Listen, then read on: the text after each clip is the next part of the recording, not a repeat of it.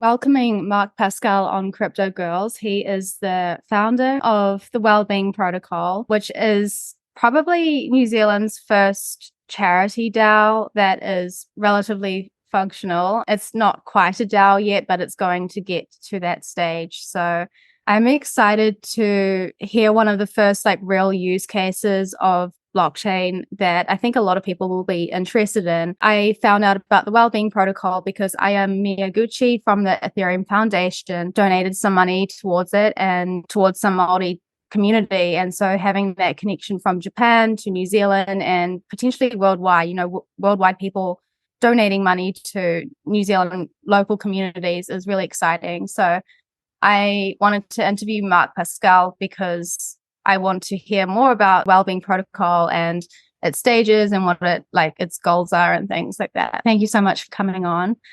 Yeah. Would you be able to tell us what is your role at the Wellbeing Protocol and what your background is?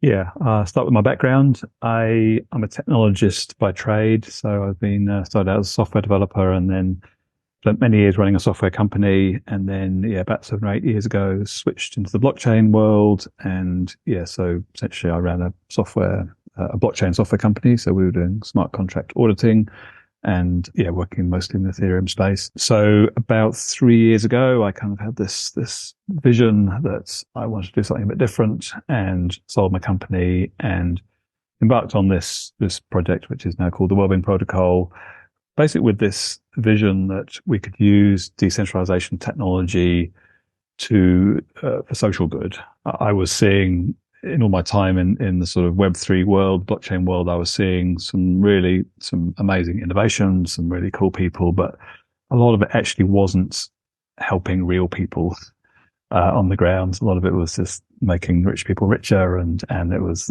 lack of diversity in all the teams I was working in. And so kind of changed tack and started the Wellbeing Protocol with this vision that we could use blockchain decentralization technology to do social good. And specifically, our focus became around localism. How can we use decentralization technology to scale localism, to scale doing things at a local level? The sort of thing our great grandparents would have done naturally, work together as a community to solve problems. The problem is that we as a society have moved away from doing things locally. We've become more centralized as computers have become bigger and governments have become more powerful and corporations have come, way too powerful. Everything is centralized, and we've got this sort of global scale disintermediation. So all the middle people are being taken out of the equation, and we're moving to very, very centralized systems. So we've lost this community. We've lost the ability to solve things locally. So really the Wellbeing Protocol was, this idea that we could somehow, we didn't really quite know how. This is 3.5 years ago we started. Didn't really know quite how, but this idea that we could use this technology to scale localism. And so my role, I guess I was a founder, and I wrote a white paper and gradually picked up some other people along the way. We've pivoted a few times, and I can talk about that a bit later if you want, but we, still, true to that mission statement. So, at the moment, I'm taking on a number of roles, as you do in a small startup company, essentially. I'm doing a lot of the sort of technical architecture, a lot of the business development, fundraising, a whole lot of hats that I wear currently. Your background in software engineering, have you always been a software developer? Was that what you studied at university? And, how did that?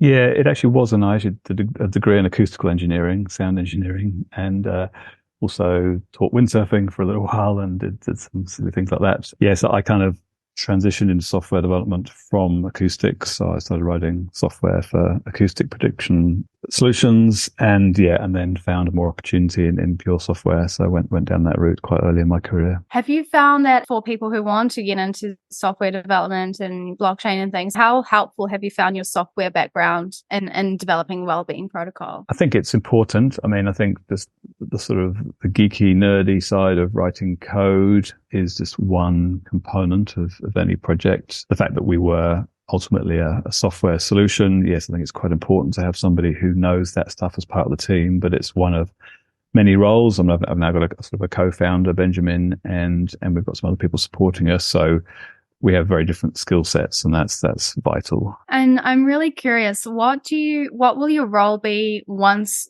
the Wellbeing Protocol reaches its decentralized level? Because in decentralized organizations, usually there should not really be a hierarchy. Yeah, absolutely. Essentially, we are a centralized system now. Whenever you have a startup, when you have a few people, they're by definition centralized. There's a few people making decisions. As we grow, yes, we want to exit the community. We want to give away the power to the communities that we're supporting.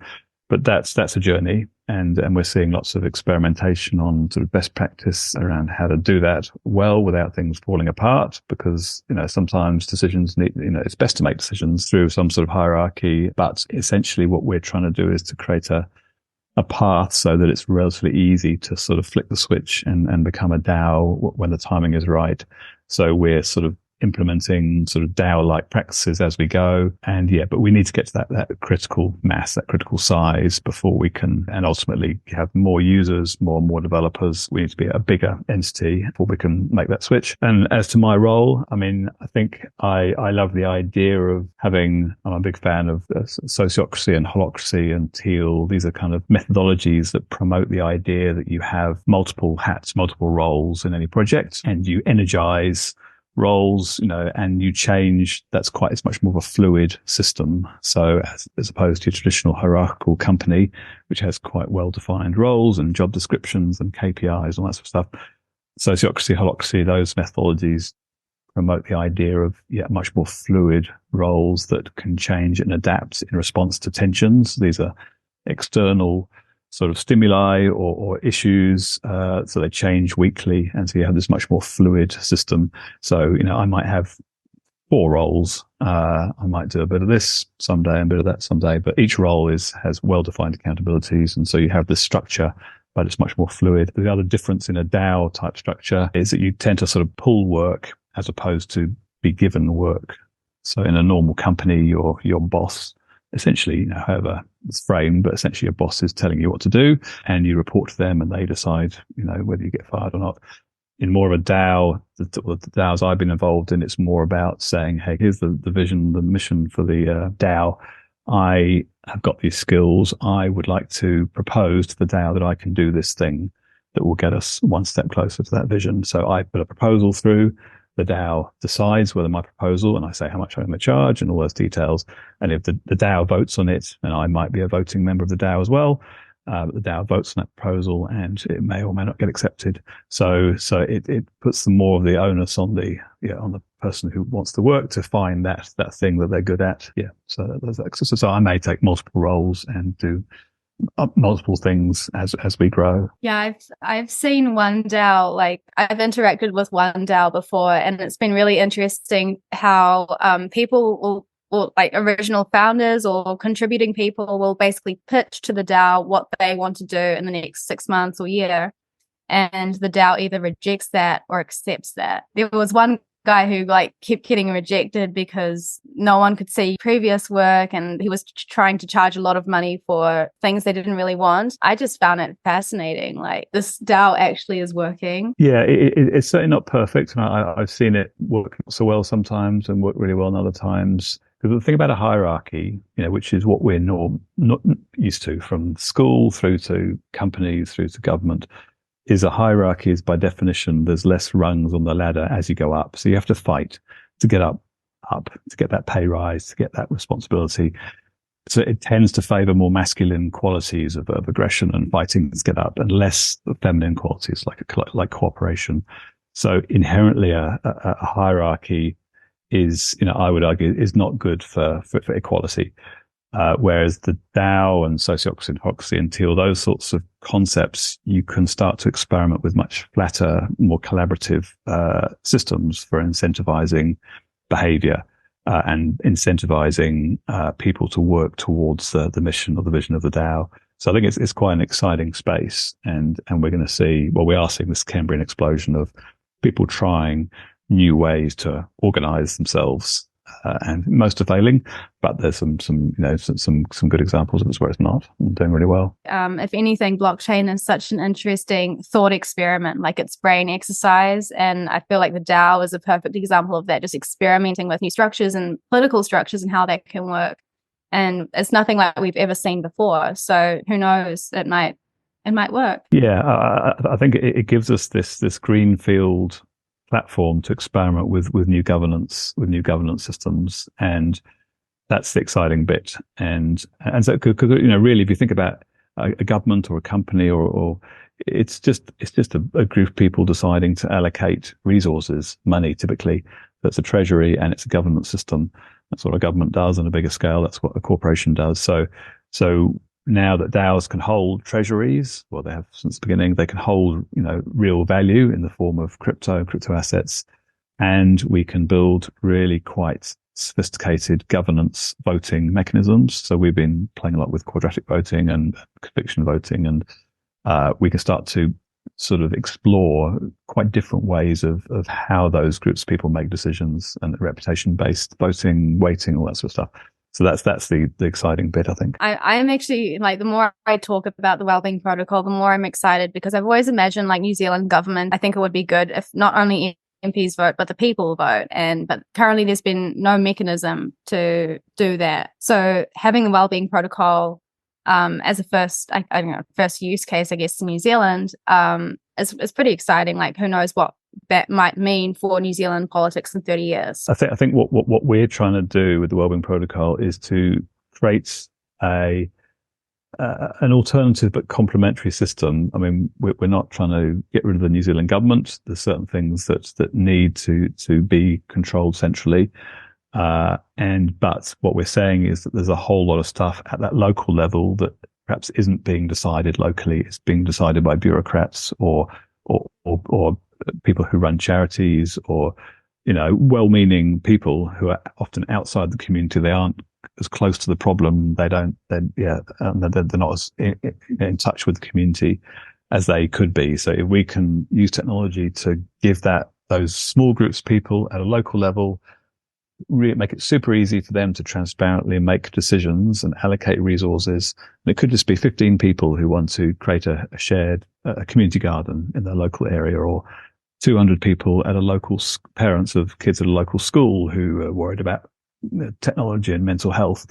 If they actually want to do something about it, and we convince a funder to put some money into their treasury, then we want to just create the mechanism so they can easily allocate those resources and solve those problems locally. But it's certainly certain types of decisions that are best made by the council or best made by the government. But there's a whole lot of other stuff that we think could be made by local people. Can we talk about some of the pilot projects that Wellbeing Protocol is currently undertaking, so people can get an idea of, what you're trying to achieve? Yeah, so we started, as I said, about 3.5 years ago with this vision of using decentralization technology to empower localism. Our first experiment was a thing called the Cannon's Coin project, which was where we basically worked with quite a poor community, a financially poor community, just north of Wellington in New Zealand. And we got some grant money to explore creating a local currency, so a local digital currency, which we built on an Ethereum sidechain for those who are interested in technology. So at the time, to make sure fees were low, but we essentially got some money and we created this, we called it the Cannon Coin, and we created a really simple to use digital wallet. And we basically handed out 50 Cannon coins to 50 people in the community as this experiment. And we taught them how to use the wallet, and we gave them the money. We said 1 Cannon coin is worth $1 New Zealand dollar, and you can spend it in these places. We teamed up with the local fruit and veg co-op, among other people. And we also said, so we said to people, you can spend it at the fruit and veg co-op. You can buy these 12 Cannon coin veggie baskets every week, or you can trade amongst yourselves, or you can donate it to a community fund in the middle. On the app, it was all via a simple smartphone app.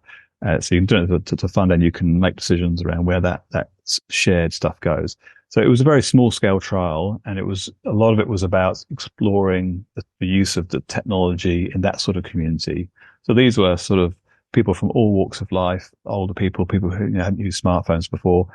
And so it was really having a look at whether this could work, whether they would understand the concept of a digital currency. Anyway, so we ran that trial. This was sort of 2.5 years ago now. It was a very short, we went on for 3 months. We had limited funding, but we learned a whole lot. But what was really interesting, I guess one of the key lessons that we learned was that it's around trust, because we were, at the time, a couple of white privileged males coming into their community saying we had something that looks a bit like Bitcoin. There was a lot of distrust. The people in that community, they didn't know us. We represented a system that hadn't done well for them. And so we kind of, even though we had good intentions, we came away thinking, well, we need to solve a meta problem around trust. How do we create something that the people who are using it actually trust? Because they're not going to trust us or people like us. So then we went away, and that's when we sort of pivoted slightly, and we started looking at the governance problem.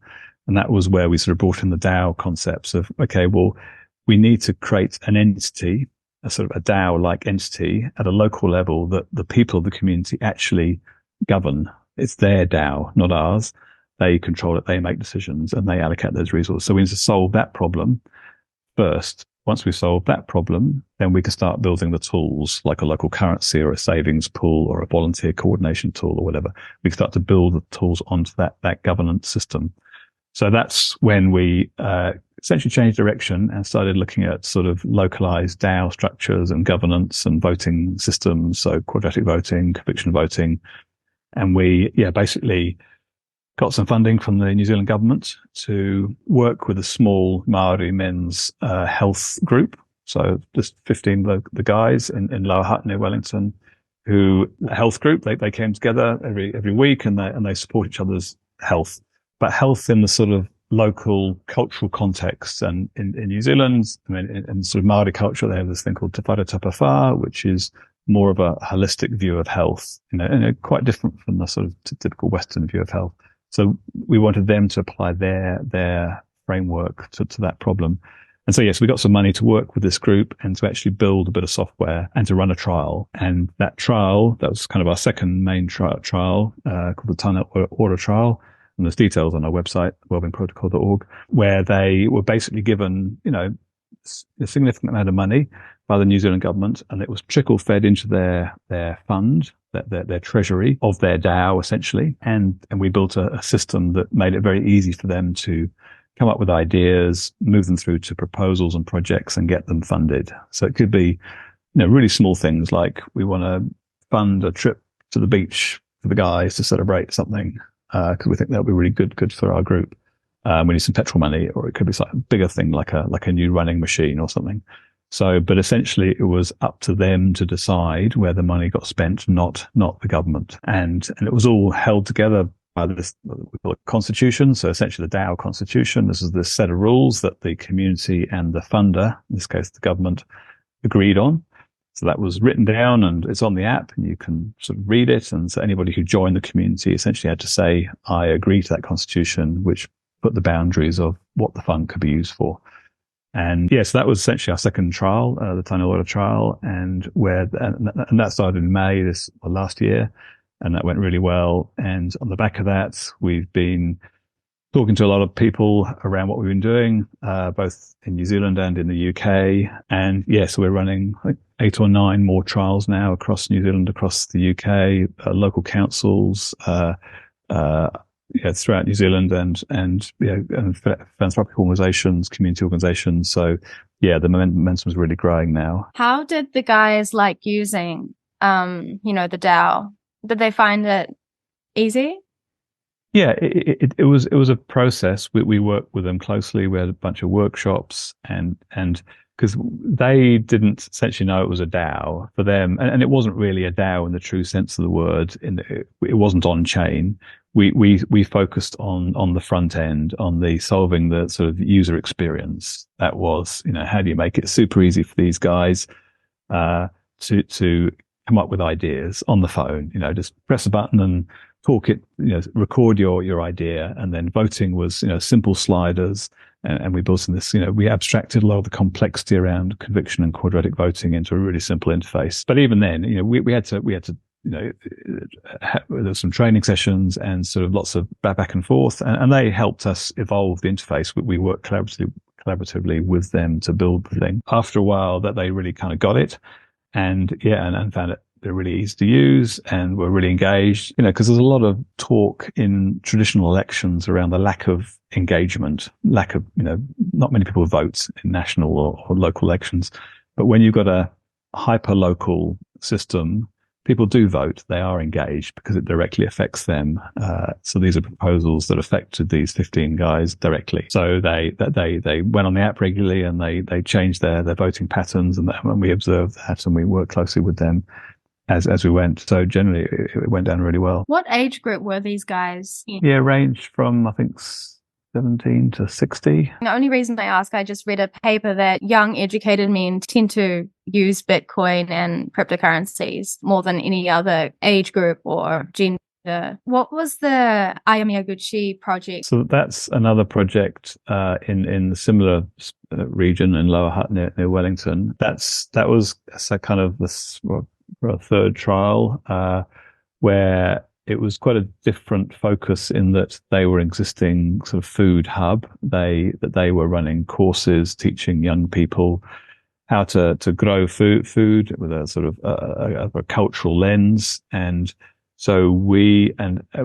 connected with Aya when she was over here in New Zealand. She came across as part of the Edmund Hillary Fellowship. So we had dinner with her, and she was super interested in what we were doing, and basically said that she wanted to donate some of her own personal money, so not the Ethereum Foundation, but her own personal money, into one of the projects. And so so we basically made the connections and got that project going. So eventually she puts a bunch of money into the pot where. And in this case, it's young people, all ages, all sexes, young people who are making decisions around where the money goes to support that food planting, that sort of thing. So that project's just started, and so there's a bunch of young. This is between, I think, 14 and 22 age range, and again, there's details on our website of that project. But that's going really well. I want to pivot into talking more about the blockchain. And, currently, I guess it's not running on the blockchain. And there's a lot of debate about whether the blockchain is useful or if it's a solution looking for a problem. So do you find that the blockchain is necessary for the Wellbeing Protocol? Obviously, this is just the pilot, the initial projects. Do you think it's necessary for the evolved state of the Wellbeing Protocol, and why or why not? Yes. So the answer is yes. I think at the heart of our project is around transparency and changing the sort of control and power structures that typically emerge when you create centralized systems. Now, at the moment, we've got too much power, so we hold the keys to the database and we can make decisions. So we don't want that to be the end state. We want that to be taken out of our control, so we can't abuse that control. So that's where DAOs and blockchain and decentralization, and ultimately, voting and resource allocation and money, we want all that to be transparent and auditable. So anybody can see what's going on. And that's what blockchain does, sort of out of the box. So we need to get to that state. But again, we just made the strategic decision, and I've been involved in many blockchain projects who try to solve the sort of the back end technical problems too early, versus they forget about the sort of user experience, user interface problems. So we made the decision, okay, we need to solve the user interface problem first. If that doesn't work, there's no point in trying to spend time, deciding which blockchain we're going to use and doing smart contract stuff and blah, blah.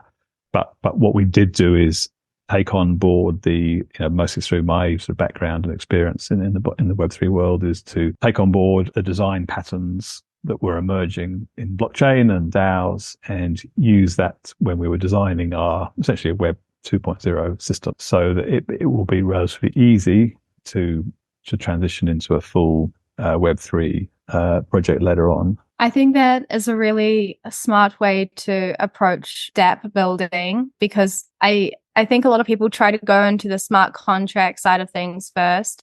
It's very tempting, but it's surprising how much JavaScript and how much Web 2 stuff you need to know how to make it like an actual dApp. So I think it is kind of a smart approach to, focus on the UI, focus on the Web 2 stuff, make that really good, and then add like the, bells and whistles at the end. So blockchain and DAO. So the benefit, if I understand correctly, is this transparent, that anyone can look up what's happening. People know where their money is going, and the locals are also able to vote on what they want to be done and ensure that their vote is like verifiable, not tampered with, and things like that. Is anything else that is a big benefit of blockchain in this context? I think that most of it. So transparency, auditability, nobody can corrupt it in theory once it's on chain. Those are the main things. And I guess, of course, once we've solved the user interface problem,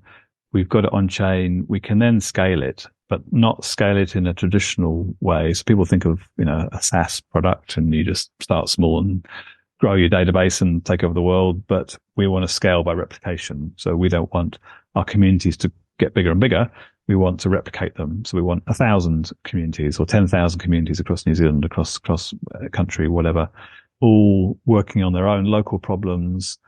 And once we've achieved that scale, we can do some really interesting things. One, we essentially become this data sensing network, and which is gathering data, which is extremely valuable. It's extremely valuable to governments or local government who are trying to make decisions. If there's certain parts of the country where there's lots of proposals coming from the community to go on about damp houses or mental health, whatever, they will know that they can potentially target, all the information is anonymized and the community have to allow government access. But if they do, then yes, that information is very valuable and can bring income to the community.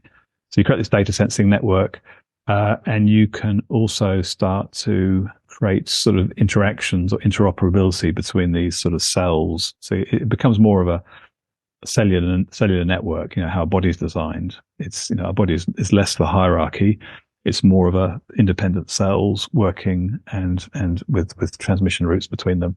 So we can sort of design a sort of, a more open, transparent, decentralized system. So that's our end goal. But I guess the other thing we can do is in the short term is we can create this kind of system that allows givers, people with money, so that might be government, that might be a rich person, it might be a charity or whatever, to potentially, you can imagine them jumping onto a website and going, okay, I want to see all the communities within a 2-kilometer radius in the interests like ecology or mental health, or whatever, and filter it, and bam, up pops 3 communities, and on 2 clicks I can donate my crypto or my fiat or or I can stake it. I can sort of lend it in and support that community. And that might give me certain rights. I might be able to I might want to actually physically get involved and go and dig the garden up with the community.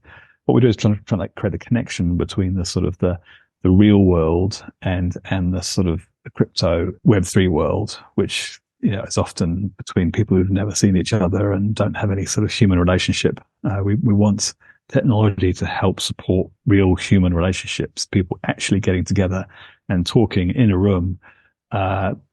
We want that to happen. We just want to add a layer of fairness and equity around the decision-making process. So, the stay-at-home parents who can't get to that meeting still have a vote or hasn't got the loudest voice in the room. We just want to make it a bit fairer and more equitable for everybody. When we're talking about voting, you had 2 things on your website. And for listeners, I think this is a good opportunity to explore some scary words, namely quadratic voting and conviction voting. Could you explain how that works? Yes. They are quite scary. The quadratic, it's not quite as scary as it sounds. So essentially, the way quadratic voting works is that the way we've implemented in our app is that everybody is given a voting credit of 100 credits, and that essentially voting credits. At any point in time, there might be 3 or 5 proposals in the list of things that you can vote for. So it's a system for voting on multiple things at the same time, essentially prioritizing and allocating resources. So if I want to give 1 vote to a proposal, let's say proposal to buy 2 bags of manure for the garden, I can give 1 vote. That will cost me 10 credits. So my total drops down to 90. Okay. But I can vote on up to 10 different projects like that. I could spread my votes out across 10 different projects because I use 10 credits each, and I've got a total of 100. But the interesting, the quadratic bit is if I am really passionate about this Buy Bags of Manure project, I can give 2 votes to it. But that costs me, instead of costing me 20 credits, which you'd think it might do, it costs me 40. So it goes up quadratically. You square it. So 2 times 2 is 4. If I want to give it 3 votes, it costs 90 credits. So, because 3 times 3 is 9, so 90. So if I'm really passionate about it, I want to give it all my 3 votes, it costs me almost all my voting credits. So I can only really be passionate about one thing. So there's the high cost to doing that. So that's the way we've implemented quadratic voting. And there's various flavors of that, but essentially you use this square math, this formula, so that the cost of voting goes exponentially higher the more votes you give on to a specific project. So conviction voting does something. In addition to that, it introduces a time dampening effect. The idea is that if I put all my 3 votes onto a proposal, so I'm really passionate about it, it costs me all my credits, we don't want that credit or that votes to go on immediately. We want it to gradually build up over time. So, and we've set it in the maths to a half-life of, or whatever. We can do it on a per community level, but let's say it's 3 days. So if I put my 3 votes on today, in 3 days, my actual vote will be 1.5. So it gradually climbs up towards the 3 votes. So in 3 days, it'll be 1.5. In 6 days, it'll be 2.2. In 9 days, it'll gradually come up to that 3. What it means is that, well, it overcomes a bunch of problems, things like voter collusion or voter pressure.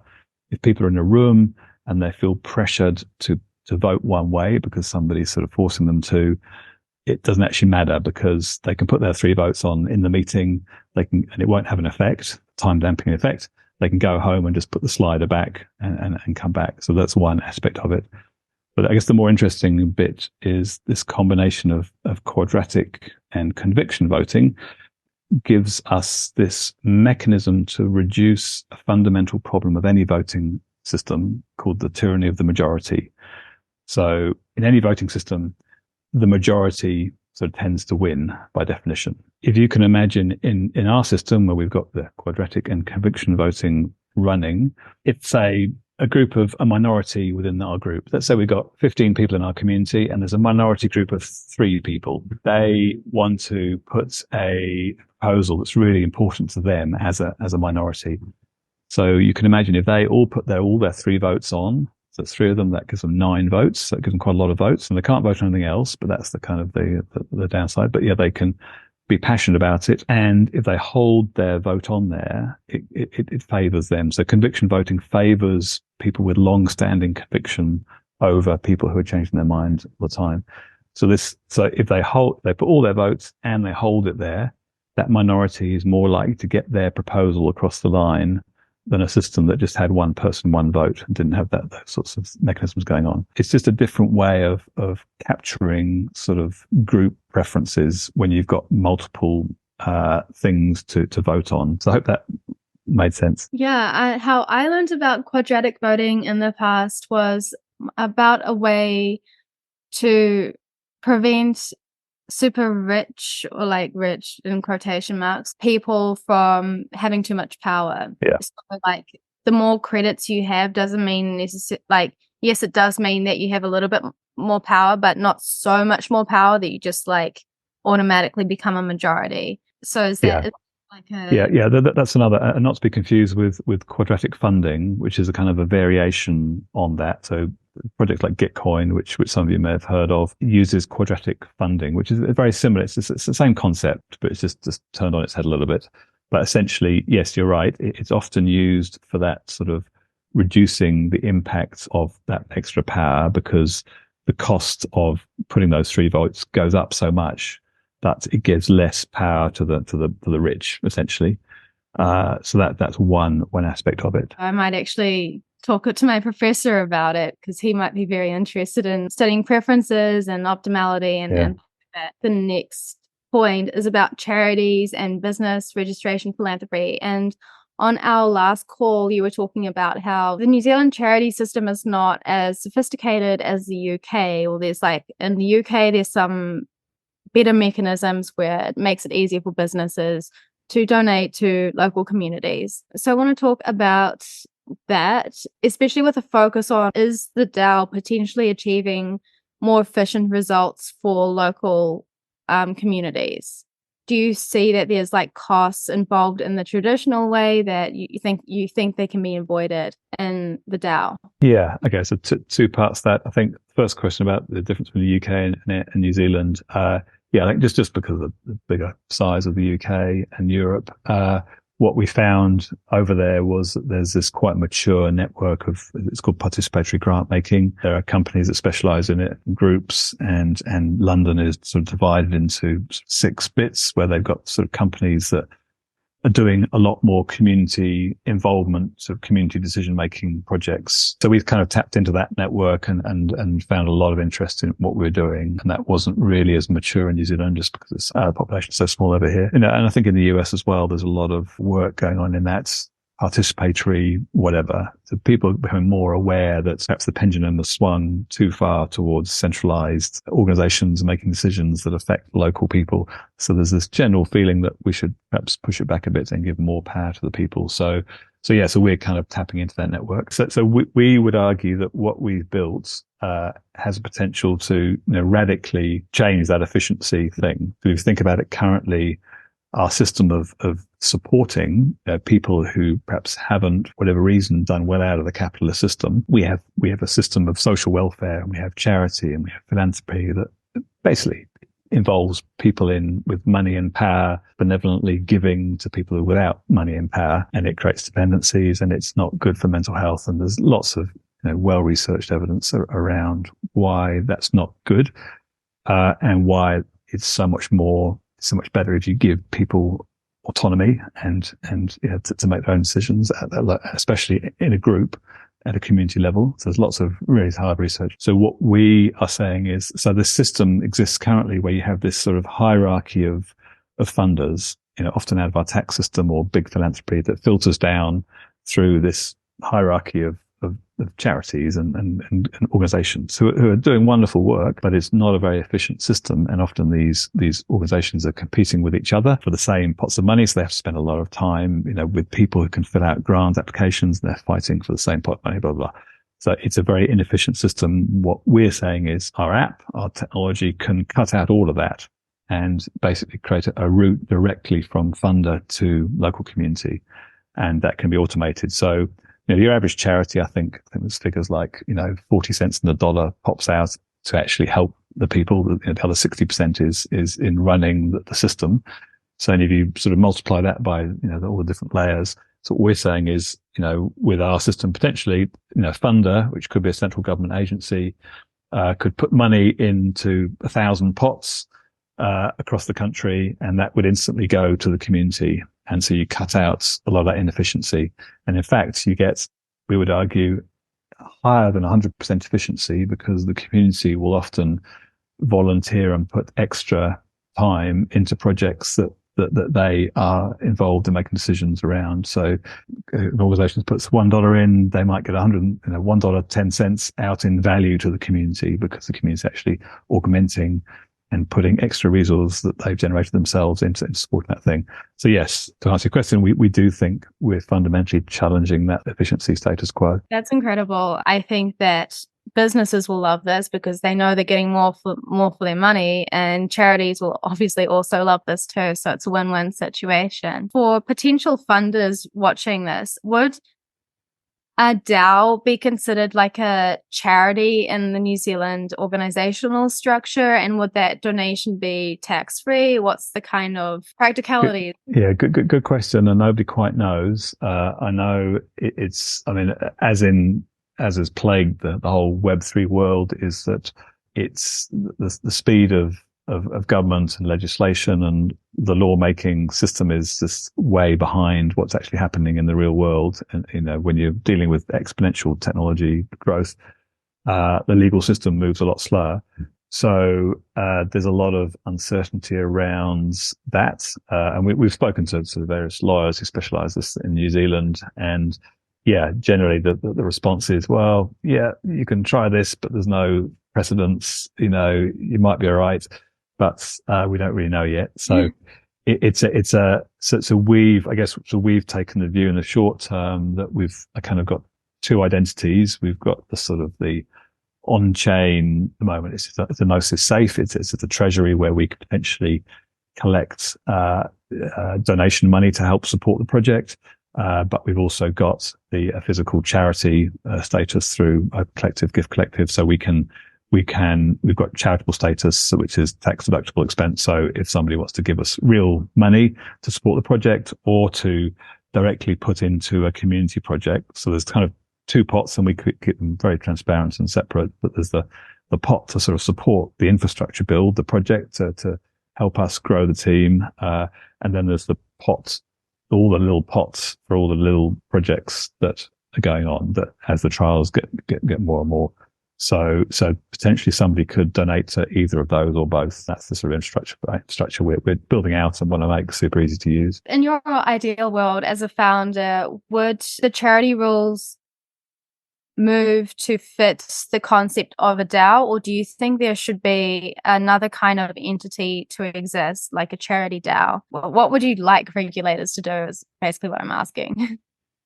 Yeah, it's a really tricky one and a controversial one. I mean, I've got a slightly more controversial view that, blockchain decentralization, it essentially doesn't fit with the system we've got. 200 countries around the world with their own legal systems, their own regulations. The blockchain, by definition, is borderless. It doesn't sort of recognize geopolitical boundaries. I think we need to create new systems to enforce that they don't go bad and they don't get abused. And trying to create laws, especially in a small place like New Zealand, the FMA and the pack them up into the IRD, people who know about crypto. It's a very small number of people. They've got very limited resources and a lot of other priorities.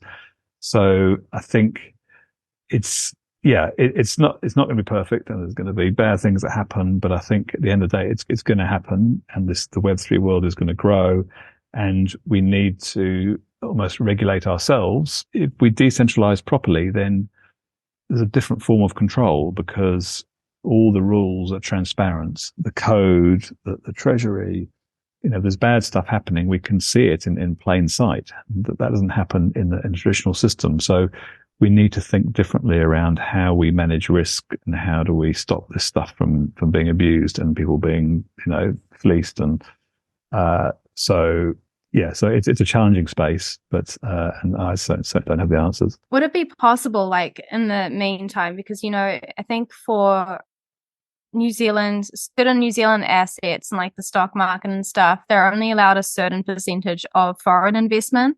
Maybe that was for real estate. Would that be a potential rule to apply? Like, New Zealand can create a regulation for a charity DAO and there could be a cap on how much foreign investment there is. Would that be something like realistic? Possibly. But again, blockchain Web3 does have this problem, which we haven't really solved around identity, because, you can put money into a DAO without showing your identity.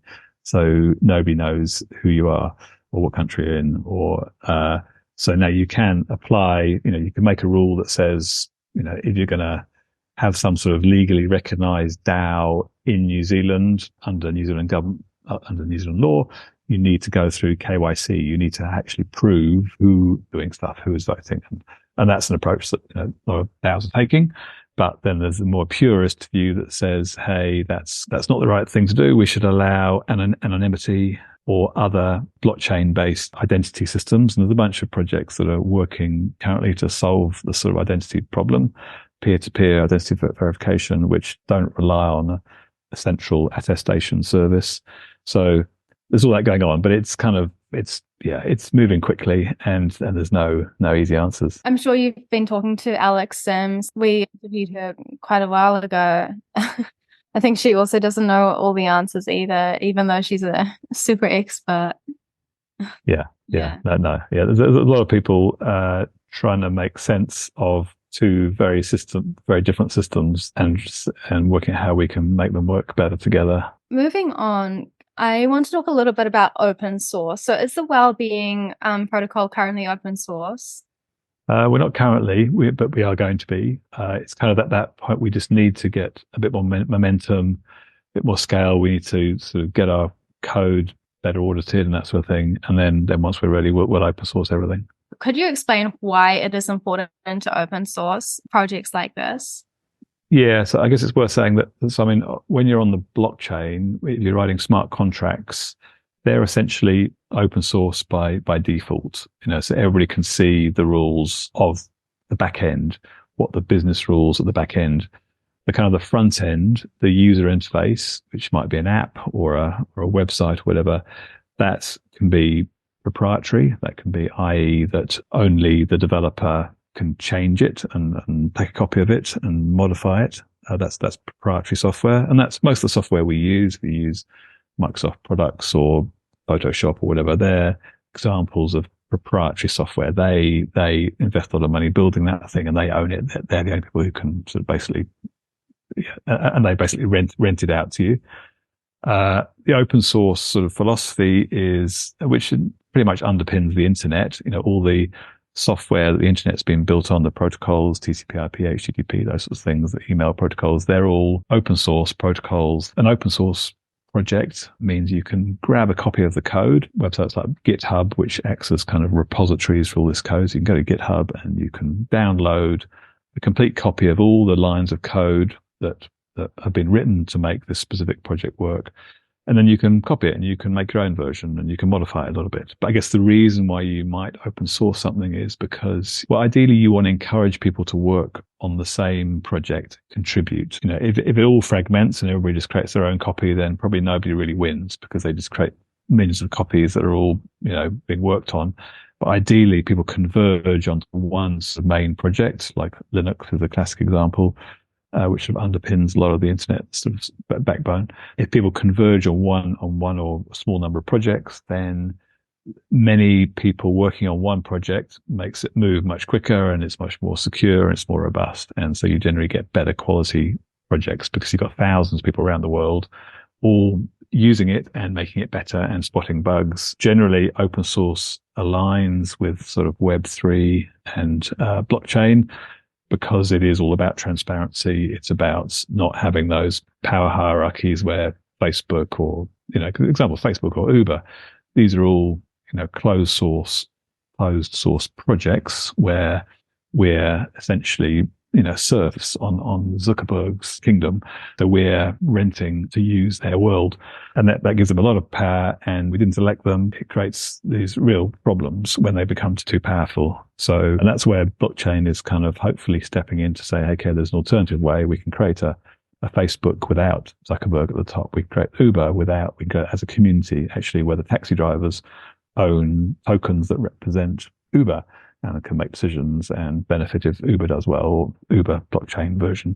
So that's, I think, the exciting bit of blockchain. And it's also surprising that you can run a viable business. Not that the Wellbeing Protocol is a business, but you can run a profitable business. I think there's a hard wallet company called Trezor, and their code is all open source, and they're still making money. So yeah, I'm a big fan of open source, and I'm excited to see when the Wellbeing Protocol is open source and use the app and everything. On this journey, just being a founder of the Wellbeing Protocol, what are some key professions for like the young listeners listening to this? What are some key professions where you're like, oh, that would be really good, or we need more Kiwis to be specializing in this field and that field? Like, what do you want to see young people studying and doing so that projects like this can thrive? I mean, the obvious one is coders. I mean, there's always been a shortage of coders, but I think the blockchain as an industry and a technology layer, and it's a bit like the internet. When the internet first started, it was super nerdy and you had to sort of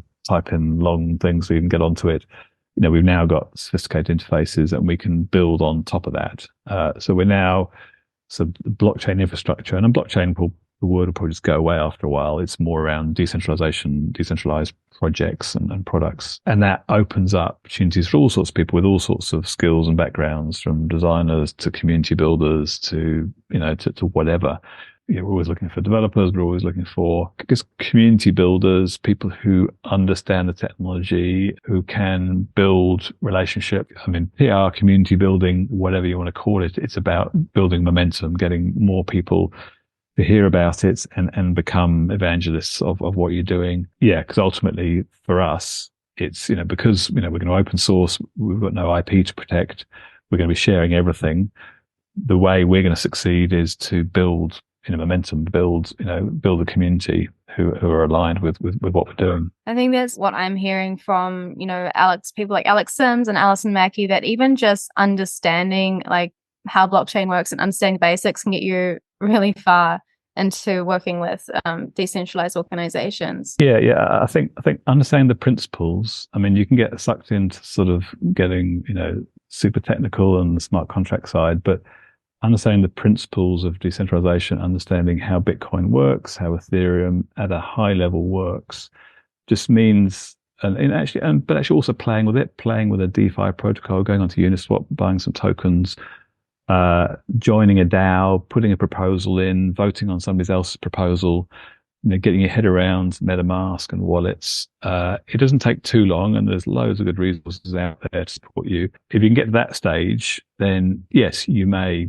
go deeper after that. You may go down the rabbit hole and spend your whole life in it. But you may also find meaningful work and interests sort of building in that ecosystem, but not necessarily deep in the tech. And often, I mean, you do need to perhaps spend some time on Discord channels and just getting to know people on these sort of online forums and seeing how value aligned they are and seeing what they're trying to do.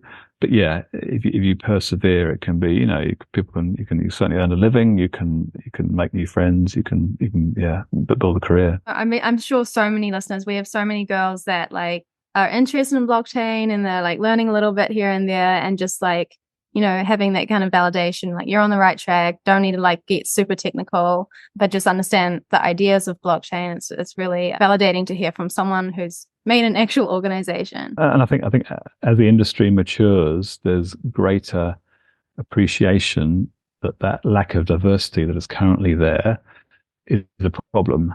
We need more women involved. We need more people of different ethnicities. We need, because, we know the research says that better decisions are made when you have that diversity. So hopefully that should bring in more opportunities for girls, women who want to get into that space. Certainly a couple of DAOs, I won't mention names, but a couple of the big DAOs I've been involved in, that was a fundamental problem, that it was dominated from the beginning by young, nerdy North American males, and that caused problems, and the decisions often weren't optimal. So hopefully as the industry matures, there's more opportunities and it's a bit more welcoming than it perhaps has been in the past to women. I hope so too. I could go on about this, but I have a theory that, if there were more women, there would be less crypto scams. So just to wrap up, I have a few quick questions that can be like kind of yes or no answers. What are the minimum requirements for being a funder, like financially? Nothing. I mean, we're trying to democratize giving ultimately. So it could be $5, but we're not quite there yet. I mean, we're in the short term, we're looking for sort of larger funders who we can work more closely with to fund a community and fund the project. And we're currently in a sort of fundraising mode at the moment. But where we want to get to is, anybody can say, hey, Kay, I've got $5 spare. Perhaps I want to give $5 a month to this awesome community around the corner, and I want to see what they're doing, because everything's transparent, all their proposals are transparent, blah, blah. So we just want to make that super easy. And what are the requirements for being a community organization? So that's one of the things we're trying to disrupt, because currently when you want to get funding at a local level, it often means you've got to be some sort of charity, or you've got some sort of legal infrastructure in place to get that money. And you've got to have people who understand grants and where to apply, blah, blah, blah. I guess we are saying, okay, let's try and create an alternative system where any group of people So it could be 15 people, probably minimum 15-ish, but 15 to a few hundred or 1,000 or whatever. People can come together, form a community, what we call a community, which is just a group of people who want to do some good. And they write a constitution and potentially attract a funder, and they're off. Or they self-fund even. Yeah, so we just want to make that super easy without any legal sort of requirements, which is challenging because we're sort of fighting the system a little bit, but yeah, there's various ways through for us. For those who do want to get involved as a funder or community organization, what is the best way to do that in beta mode, and what's the best way to contact you? Yeah, just flick me an email, mark@thewellbeingprotocol.org or info@thewellbeingprotocol.org, and we'll get back to you. We're happy to, if you're local, have a coffee or jump on a Zoom, or so always keen to connect with community organizations who are interested in running trials and funders who want to support what we're doing. I can already think of a few good ones in Auckland and Hamilton that might be interested, so I'll send this podcast to them. They can maybe have a little play around or see what blockchain can do for them. So thank you so much for coming on the CryptoGirls podcast. It's been a pleasure. I've actually enjoyed learning about the Wellbeing Protocol so much. It's really enlightening, and in the crypto world it can be a little crazy and a lot of money focused people, and so it's really, really enlightening to have a use case that's been worked on, and I'm really excited. I really hope that it's successful. Thank you, Gita. It's been great to be on.